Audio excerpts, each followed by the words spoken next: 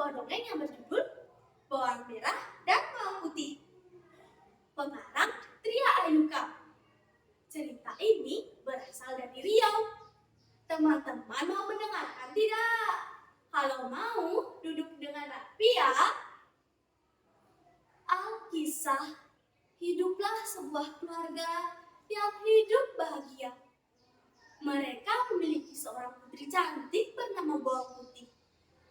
Namun, pada suatu hari, ibu Bawang Putih jatuh sakit dan akhirnya meninggal. Setelah kejadian itu, Bawang Putih tinggal bersama ayahnya. Ayah Bawang Putih adalah seorang pedagang yang sering bepergian jauh.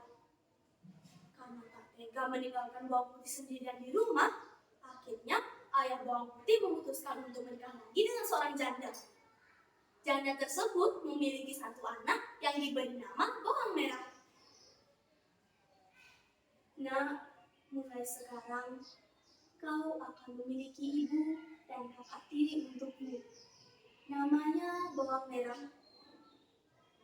Ucap sang ayah. Bawang Putih pun bahagia karena memiliki keluarga baru. Bawang Merah dan ibu tirinya bersikap sangat manis padanya. Namun ternyata kebaikan itu hanya sesaat. Mereka bersikap baik pada Bawang Putih hanya ketika ayahnya ada bersamanya. Akan tetapi ketika ayahnya pergi berdagang, mereka menyuruh Bawang Putih mengerjakan segala pekerjaan rumah seperti seorang pembantu. Kemalangan Bawang Putih belum berhenti sampai di situ. Selang beberapa waktu, ayah Bawang Putih juga jatuh sakit dan akhirnya meninggal dunia. Bawang Merah dan ibu tirinya semakin bersikap jahat padanya. Sekarang, semua pekerjaan rumah kau kerjakan setiap hari, kata ibu tiri setelah sang ayah dimakamkan. Bahkan, waktu beristirahat Bawang Putih juga semakin terbatas. Tiap hari, dia harus melayani semua kebutuhan Bawang Merah dan ibu tirinya. Sampai pada suatu pagi, ketika Bawang Putih mencuci di sungai, tanpa disadari, salah satu selendang kesayangan Bawang Merah hanyut. Kakak, maafkan aku. Salah satu selendangmu hanya terbawa arus. Dasar ceroboh! Intinya, aku tidak mau tahu. Kau harus menemukannya. Dan jangan kau berani pulang ke rumah sebelum menemukannya. Mengerti? Nah, teman-teman, apa yang terjadi selanjutnya?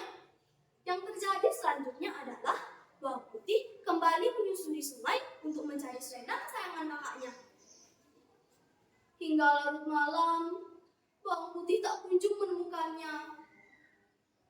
Ia melihat salah satu gubuk tua di tepi sungai, kemudian mengambilnya dan mengetuk pintu gubuk tersebut. Tok, tok, tok, permisi.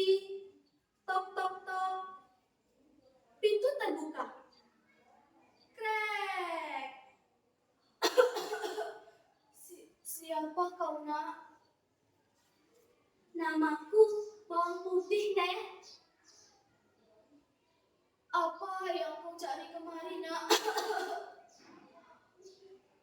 Tadi saya mencari selendang kakak yang hilang.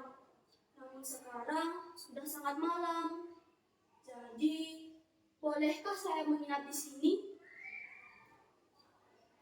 Boleh, nak. Apakah selendang itu berwarna hitam?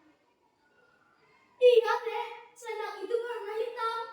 Apakah Nenek menemukannya? Iya, nak. Nenek melihatnya tadi di depan rumah.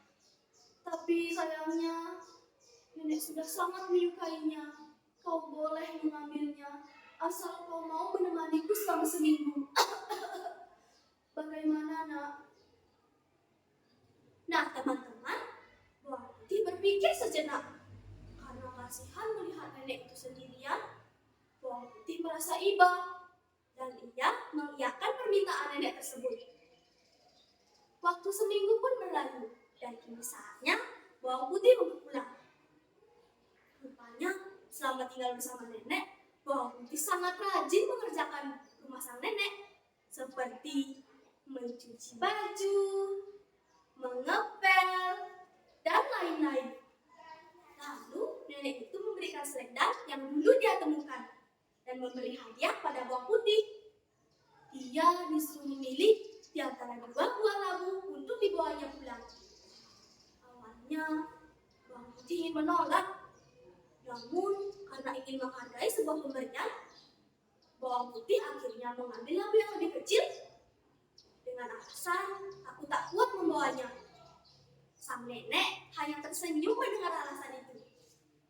Setelah itu, bawang putih pun segera pulang dan menyerahkan selendang itu pada bawang merah.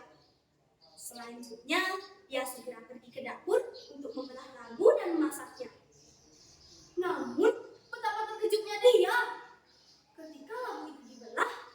Ternyata di dalam labu itu berisi emas permata yang sangat banyak. Tanpa tak sengaja, ibu tiri bawang putih melihatnya dan langsung merampas semua emas itu. Bukan hanya itu, ibu tiri bawang putih juga menyuruh bawang putih untuk menceritakan dari mana dia mendapatkan labu ajaib itu. Mendengar cerita bawang putih, muncul niat jahat di benak ibu tiri yang serakah itu. Keesokan harinya, dia menyuruh bawang merah untuk melakukan hal yang sama seperti dilakukan bawang putih. Dia berharap akan bisa membawa labu yang lebih besar. Singkat cerita, bawang merah yang pemalas itu tiba di gubuk nenek. Dia pun tinggal di sana selama 1 minggu.